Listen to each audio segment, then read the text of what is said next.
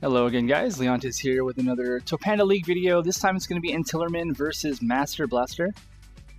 Vivek saying, is ntillerman for ntillerman's final form?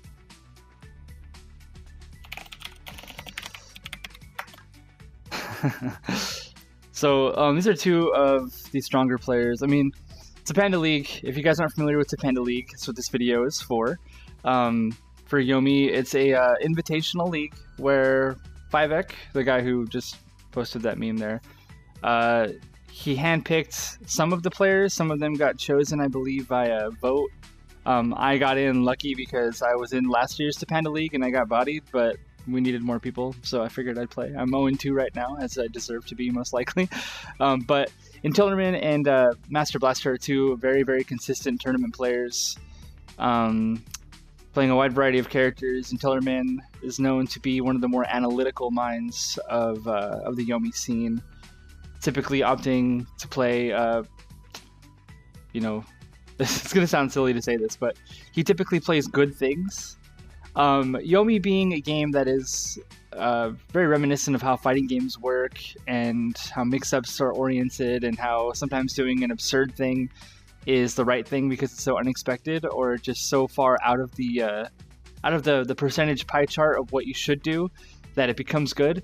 ntillerman, to me, seems to be a player that plays mostly to the percentages. He plays very strong options. He plays very, not simply, but just like he plays the mix-ups the way they're supposed to be played. And he's very knowledgeable about the game for that reason. I think mastrblastr is a bit more of a loose cannon, though. He's more willing to play random characters like Vendetta or Midori even, if he just feels like doing so. And he kind of understands the inherent ridiculousness of certain percentage options, and he likes to play them at times. So he's a little bit less restrained, I'd say, but again, that leads to success in Yomi. So they both kind of represent two completely different playstyles, two different schools of thought when it comes to the game. But it just goes to show that you can be kind of successful in both methods, which is the thing that I like. I think it's good for the game itself.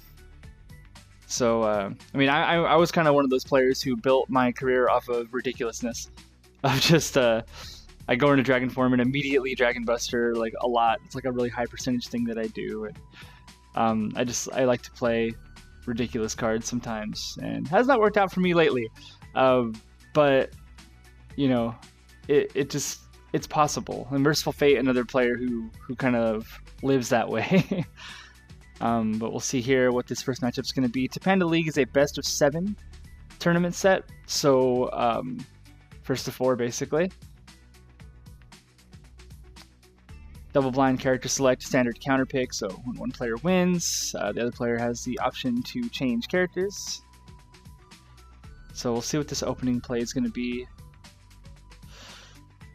They go for safe picks in the opener, like Grave, Truck, Zane, DeGray.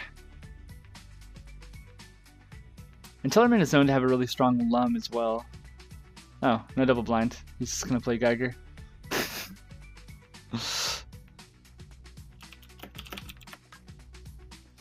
There goes the mystery.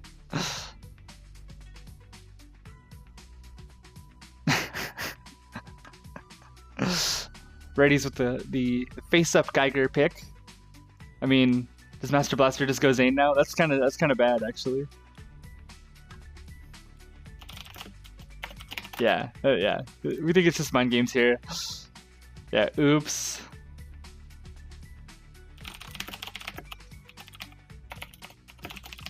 Yeah, so in before ntillerman plays Truck to beat the mastrblastr Zane. Playing a little bit of rock paper scissors at the character select screen there. The mix-ups never end, guys. They're in the game, out of the game, all over the place. All right, we're ready. Let's see if we get Geiger on turn 1. That's even the harder read, right? Yeah, Geiger. All right, Geiger DeGray. So he does like slight counterpick. DeGray seemingly is a counterpick to Geiger, but they both have 0.8 speed throws.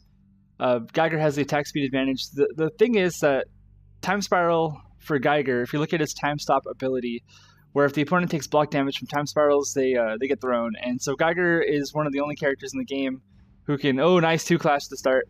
He's one of the only characters in the game that can punish blocking in a much safer way than throwing, which is the 2.4 speed attack, because it covers throw, so it's like a really fast throw in a sense, but also you can beat blocks and they lose the block when they play it. So it's kind of like you meant to block an attack, but you were still wrong.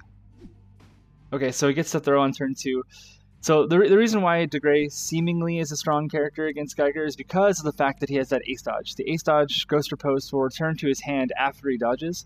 So typically you want to dodge time spirals to make sure that they don't trigger their innates or outspeed them. But if you want to dodge them, then usually you're going down on cards to actually punish Geiger. And his whole gameplay is built around the idea that he's going to deprive you of cards by making it hard for you to block reliably. Here's a good block, though. You want to block Flash Gear any chance you get.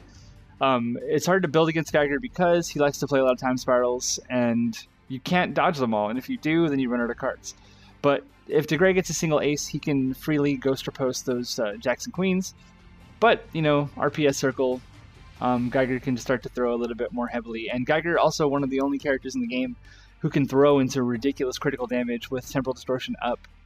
I guess DeGray can throw into a lot of damage as well. Ooh, gets the 2-poke, beats the 7 counterpoints.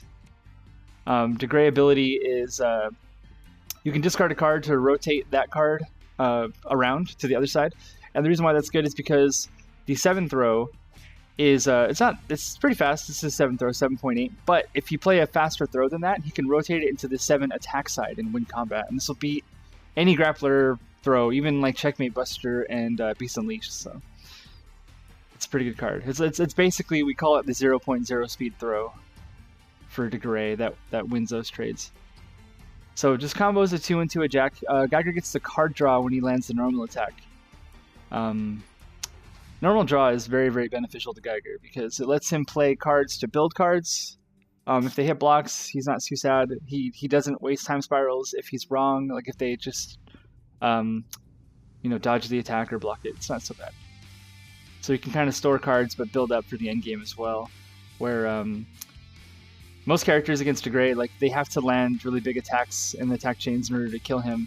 But like I said, in Temporal Distortion, Geiger can throw DeGray into critical unjokerable damage, where a lot of the damage comes from the Time Spiral Hurricanes that come post-throw. So 10 card DeGray hand, doesn't have the Moral High Ground advantage. Moral High Ground is every time DeGray hits you, if he uses face cards, they deal damage equal to the difference in cards if he has less cards than the opponent. Okay, so Geiger 10 block. Geiger fully content to just block until he builds up to what he wants. These are both kind of defensive characters here in that sense. DeGray having the Ghost Riposte, which is a really solid option against Temporal Distortion.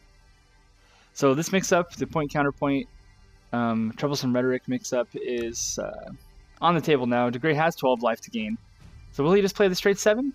Oh, 8 throw! They clash! So yeah, ntillerman calls out the throw attempt. Content to lose combat in that round, but not to heal DeGray. But great read, though, on ntillerman's part. I don't think he read to clash. I think he just read like Ghost Riposte or lose combat, and he was okay with both of those scenarios, as long as he wasn't healing DeGray by attacking into the 7. Because the 7 throw, as explained, it's 0.0 speed, roughly. You need to attack that card to beat it at all. So the only ways out are to play a Joker, to Gold Burst it, or to attack into it. So when DeGray plays Troublesome Rhetoric and tells you, hey, if you attack, you're going to give me 12 health, it's a pretty dangerous mix-up for DeGray. 9 throws clash. So it seems like the throw quality of both players is degrading. That's all the 9s are gone for Geiger. Yeah, 7, 8, 9 played in conjunction, so it might just be that they are running out of strong throw speeds. So you might see some more defensive plays come out on both sides of the table. No, I was wrong. So 2-poke beats a 6-poke. I guess mastrblastr was not confident that he could stop another throw. So he's gonna put a bluff card out. I am not sure that that's real. ntillerman claiming to randomize his option.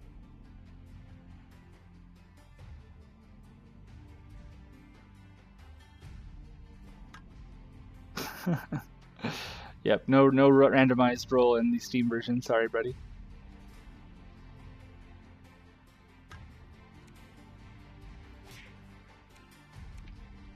So it doesn't go.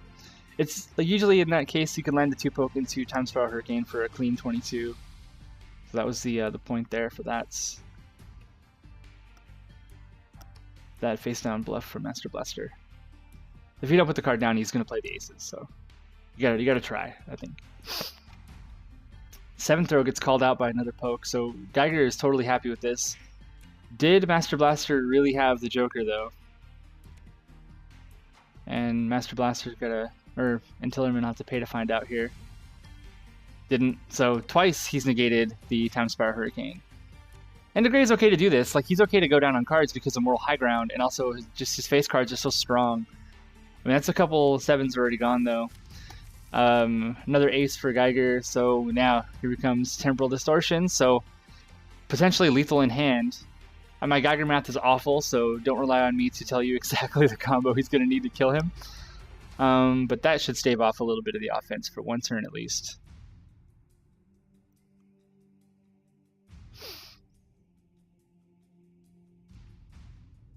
Because each pair of aces does 21, so that's 42 right there if he has all 4. A king would make it 52 if that doesn't get jokered. Each jack is 9, so he doesn't need that much. 10 throws clash. He's been running out of quality throws.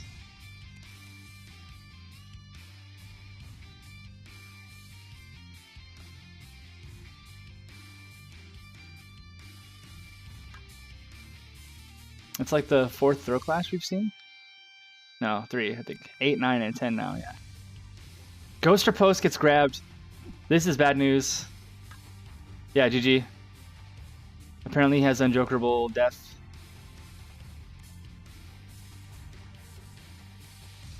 9, 9, 21, 21, king, 6. Has the Joker, but I don't think it's enough to stop the damage. The throw gets in, extra 9, yeah. That's 26 off just the J's. That ridiculous Geiger damage. 68 damage combo. So yeah, ntillerman took 4 damage in the opening combat with that 2 clash. So we might see a mastrblastr switch to Zane here.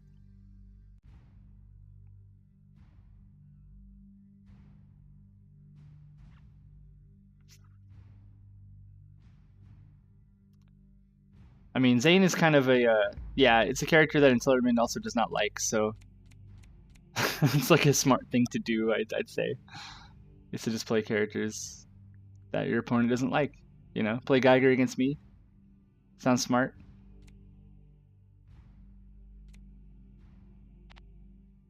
Yep, Razik Tech opens up with a block. He's going to build for Anarchy because you want to be able to contest Cycloid Revolution and hit for 50. And the only way that Zane ever builds up to aces is if he blocks a little bit. And it's okay to get hit by a Time Spiral and thrown. Typically, Geiger is going to have a hard time keeping up with Zane on offense anyway because Zane likes to play his 2-attack. Oh, calls out a throw that early? Does he really think that Geiger is going to be more offensive? I mean, I guess he's trying to poke out. Geiger's trying to poke out throws here. That was the point of the first 2 plays. But I don't think he was in a position to throw himself. I guess Zane doesn't care. Yeah, okay. I was gonna say, I guess Zane doesn't care if he loses combat to an attack this early, so it's okay. Now at the knockdown though, Geiger has a little bit more flexibility. He might play another 2-poke if he's got it. 2 and 6 are the only even pokes that Geiger has. And those are, or sorry, I'm thinking, yeah, he has to do odds. Duh. Okay, so Zane tries to Gold Burst to get up. It does not work.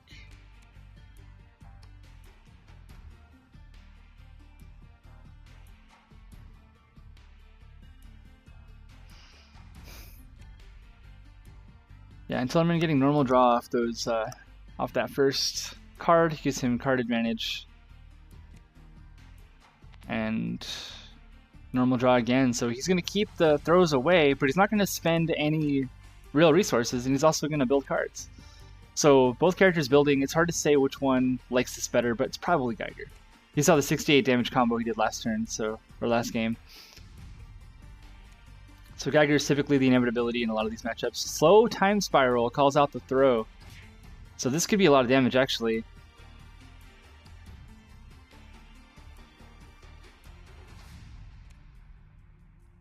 Oh, okay, just a 7? Alright.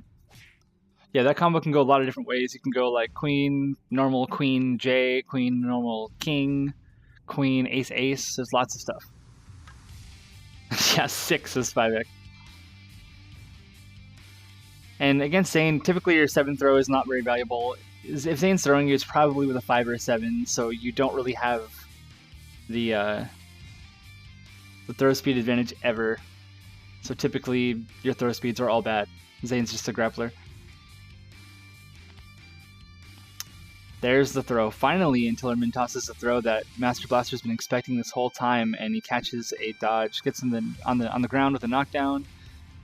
Let's see here. Commanding performance so far from ntillerman.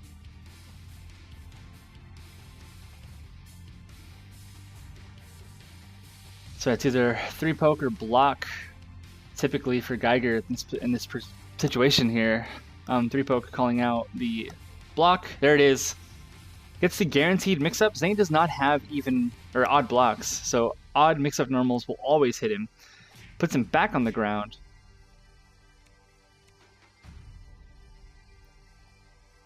And Geiger does have 2. He has 2 ranks, the 3 and the 5. Combo opportunities off the 5 are pretty heavy too. You can do like 5, 6, 7, J, 5 ace ace. Oh, blocks the crash bomb. This is bad news for Master Blaster here. So crash bomb deals 5 to both players when blocked and puts Zane back on the floor. Geiger draws a card. So we're on the board though, no perfect here. Let's toss some 10s, get some aces. Let's see if we get a temporal distortion and potential. Yep, on the board. That's correct. Yeah, we might see a temporal D come out here. There it is. So now it looks like Master Blaster is 1 hit away from death here.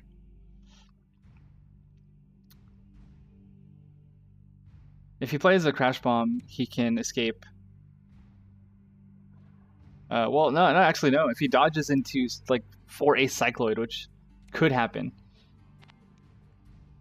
Time Spiral Hurricane hits the block, so it's going to get through. It's going to take 3 chip, and the throw afterward might lead to lethal. We'll see. ntillerman's not saying GG yet. So we'll see if Master Blaster has the Joker to prevent the extra damage coming his way. Because that's really the reason... Oh. Uh-oh.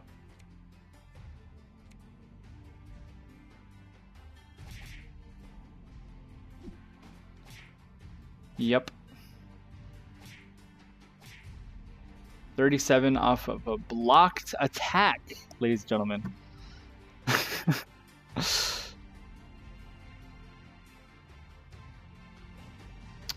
And ntillerman's Geiger goes up 2-0. So staying with Zane. He just got to get more throws in, I think. He let him build too much. And that's always the trouble with Geiger, is that if you just let it go too long, he just wins.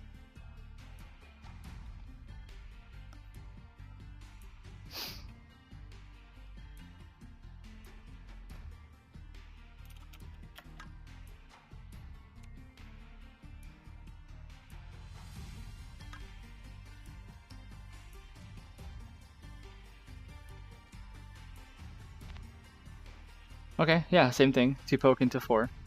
So we didn't see any 2 pokes out of Zane last game. He must not have had them, but they're really strong cards in the neutral in this matchup because they undercut both time spirals.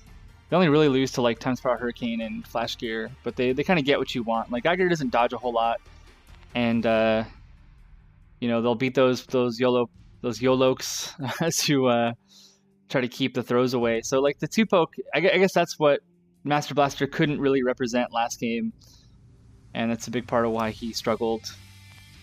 There we go, 2 poke in. Let's see if he's got a queen. Finally get some shenanigans on this table. Single ace, that might actually work if he has a queen, ace, ace. Queen and ace in hand's all he needs. We don't know what he got out the normal draw, so let's see here.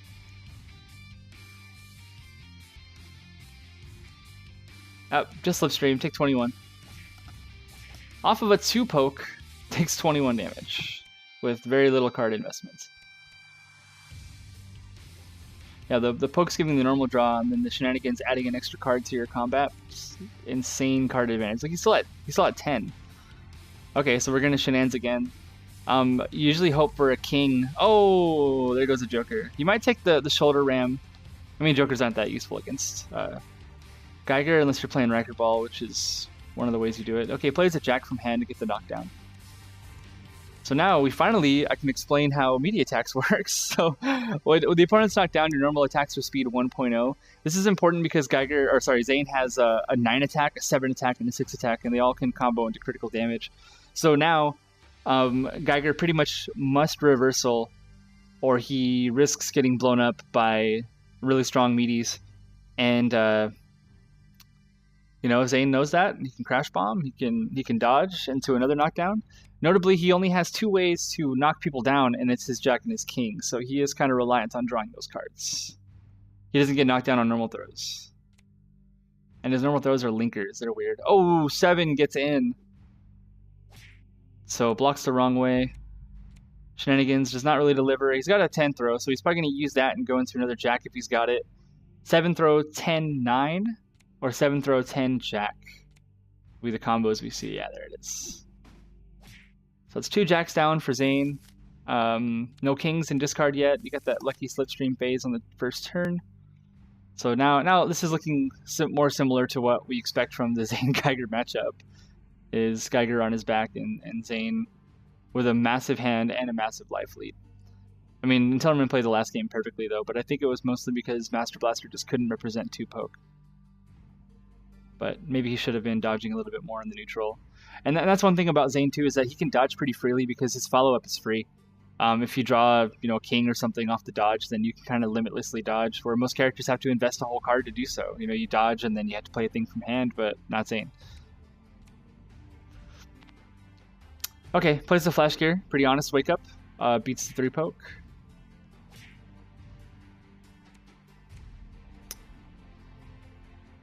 Lots of options here. Well, I mean, so now this is where Yomi gets interesting, right? Because we got aces. Will ntillerman do the 3 poke again, though?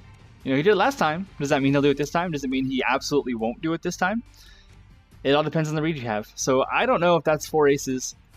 He powered up for both from the discard pile, and he grabbed another one. So it's possible that mastrblastr is threatening maximum anarchy here. Plays it on a wake up. He wins the game if he hits something. I mean, it's whether or not ntillerman is willing to walk into it or not. No, he was not. So there goes anarchy out the gates. But it's okay. Zane still has 4 cards. He did 5 chip, so 33 remains.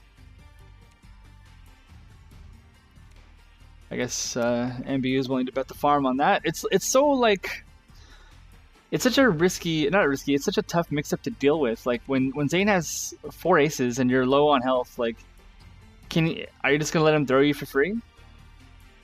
Oh my goodness. I guess looking at Zane's hand, he's got a 4-card hand. It kind of ups the percentage chance of Geiger throwing out throws in this situation to kind of keep Zane's hand to a minimum. But it's really dangerous to run a throw into a Zane normal attack like that 9 poke. Would have done 9, draw a card, get shenanigans, add more cards onto the combo. You could pretty much like kill off of that alone. And 9Q, 9J is 36 damage.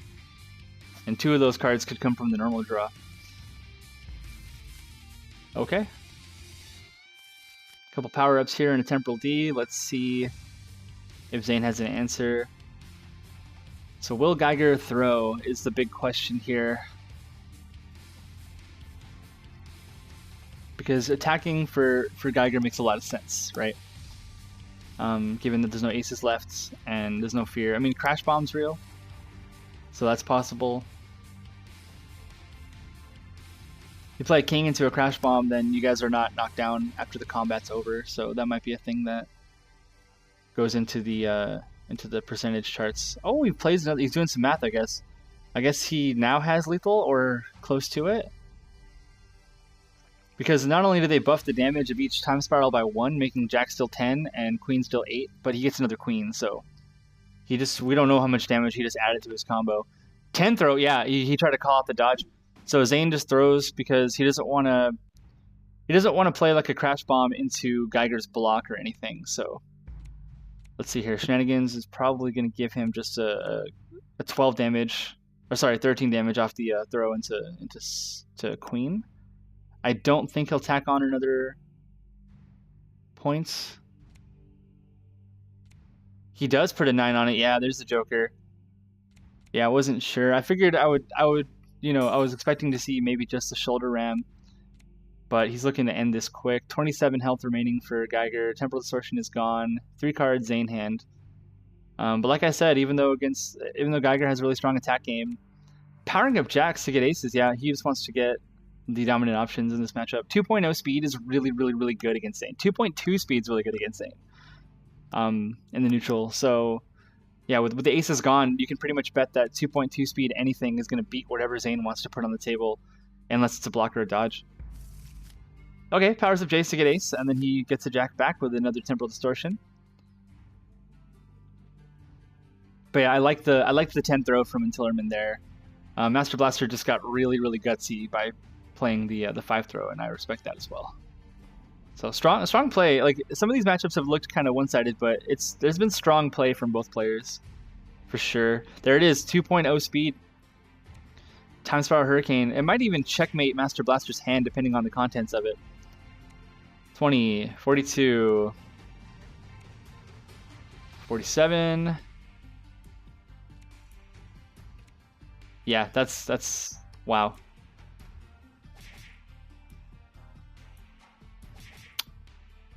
Interesting.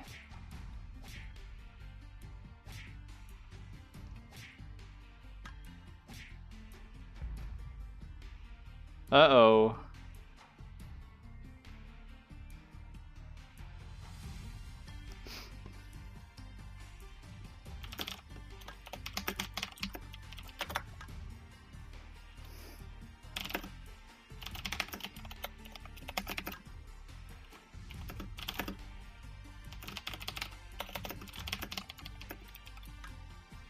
Yeah, so that throw Queen 9 into the maybe Joker. I guess Master Blaster wanted a Jack to get the knockdown, because even if they Joker it, you still get the knockdown, which is what Zane wants, and then he'll still be holding the 9. So he just wasted the damage and didn't get the KD. So that's pretty bad. But that's the third giant Temporal D combo that we've seen out of ntillerman. So it's really just Zane is not killing Geiger before it matters. And here comes Master Blaster's Argagarg. That's what I actually wanted to see today. One of my favorite players playing one of his best characters, I'd say. And Arg and Geiger is a very, very interesting matchup, because it's hard to really gauge which character is the inevitability. Like, I don't know if you guys are familiar with terms from other collectible card games, or, I mean, this isn't a collectible card game, obviously, but other like card games, card battlers, I'd say. But there's kind of this analysis thing that Mad King, I think he wrote a guide about this. I'm not sure if he still has it. I should get him to post it on the new forums. But he wrote a guide about the difference between beatdown and inevitability. And typically what it means is that in every 1v1 matchup, it doesn't matter what kind of deck you're playing. Somebody is the beatdown and somebody is the inevitability. This is why characters like Midori, who are inevitability characters, but not as inevitable as Geiger or maybe even Argagarg, they struggle against those characters because their basic game plan can pretty much lose to the other guy's basic game plan. So it requires you to go off the rails and try totally new things, and maybe play Midori in a more rushdown sense in order to kill Geiger before he gets built. Or Midori having to rush down Argagarg before Arg can get all his counters up so that you can't enter Dragon Form. There's like lots of stuff there. And the other side of the coin is like the beatdown, where, you know, if you're playing Gwen, you're pretty much always the beatdown. You have no inevitability. You have to kill them before they kill you. But Gwen versus Setsuki, like, Setsuki suddenly has to become a late game character, which is not something she's familiar with, right? That doesn't make it a bad matchup, but it's still a thing. And so what I was going to point out before Master Blaster just slung tons of cards at Geiger here and just put him at half health is, who is the inevitability in this matchup? It's hard to tell. Like, does Arg win by... Oh, man. He wins by winning all the combats. I think that's how this goes. But Arg will win by slowly draining you to death and not having to win a lot of combats. Geiger wins by blowing you up in one move, but Arg has the 10 counter, so you can't rely on a massive Temporal Distortion combo like ntillerman has been using in these past 3 games, because Crash and Flow, oh my goodness, Crash and Flow will just make sure that you end up not being able to play it at all. So what happened here in this game, I haven't really been talking about it too much, but my analysis so far is that in the first turn, Master Blaster played an ace throw, or an ace block, and Geiger's been trying to deal with it ever since. He's been trying to throw out throws and time spirals and a bunch of stuff, and Master Blaster's been outspeeding and outmaneuvering all of those attempts to do so. So even here, yeah, he's going to grab aces because an Archigarch hand is always good if it's got aces in it. Doesn't matter what else you got. If you got an ace, you have a hand. You can play attack, block, mix up, and everything's cool. So it does count as odd for the purposes of mix-up normals. So a 3 poke and a 5 poke will get blocked by the... Okay, so he still played odd. I guess he doesn't have an even... But at least he didn't lose Bubble Shield here. Because yeah, the 2 poke will take out Bubble Shield.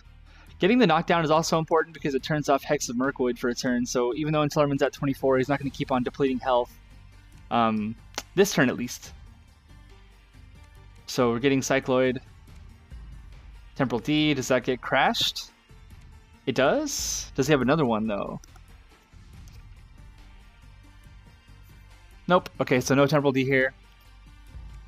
Protective Ward is up, meaning that Geiger cannot combo this turn.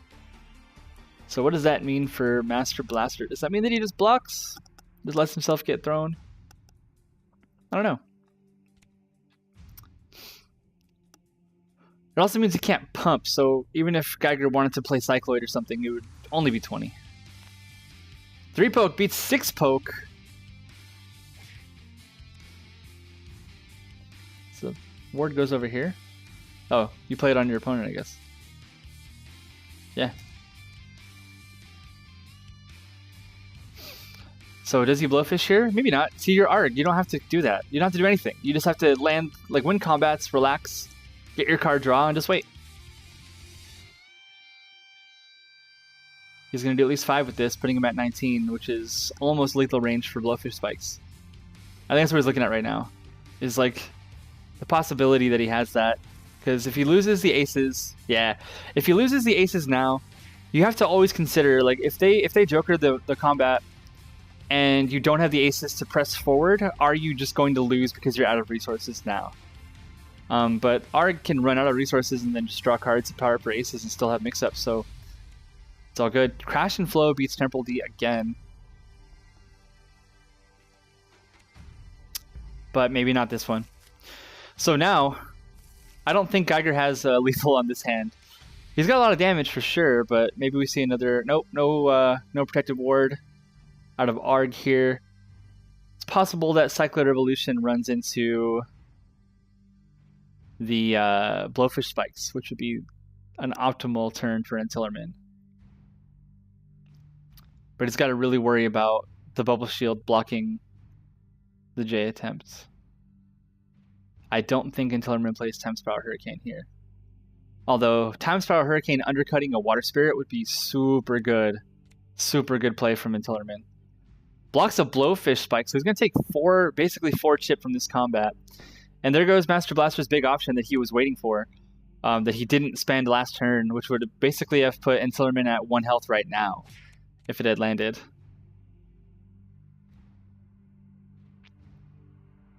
Good block, though. He just baits it out. He wants to save his aces for unjokerable damage and also for combo filler for the Temporal D. But will he get in now? Dodge. Uh-oh.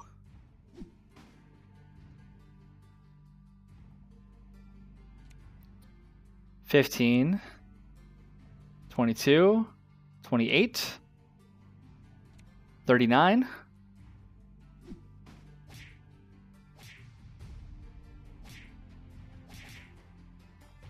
Sorry, 49. It's 21 more. 3 cards versus 3 cards. Geiger's going to slowly drain out here, so Master Blaster just has a little bit more to do to end this game.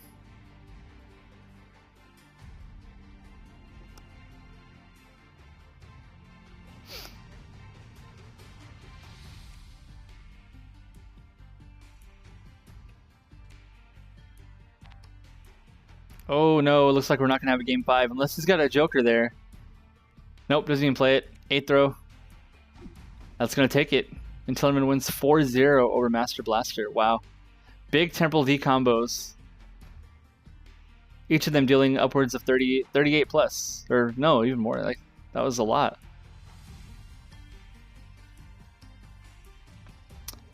Yeah, so Master Blaster saying he made a critical decision. Yeah. Very well played. I mean, it's 4-0, but Master Blaster played really, really well as well. It's just, you know, it's hard to beat Geiger damage. Yes, it turns out not playing for 6 weeks make you worse. Yeah, I agree.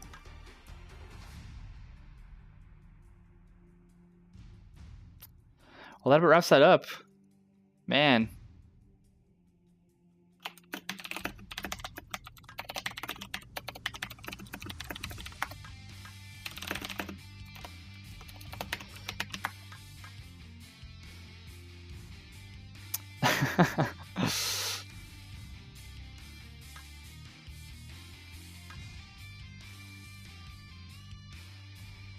Yeah, didn't get Bubble Shield out.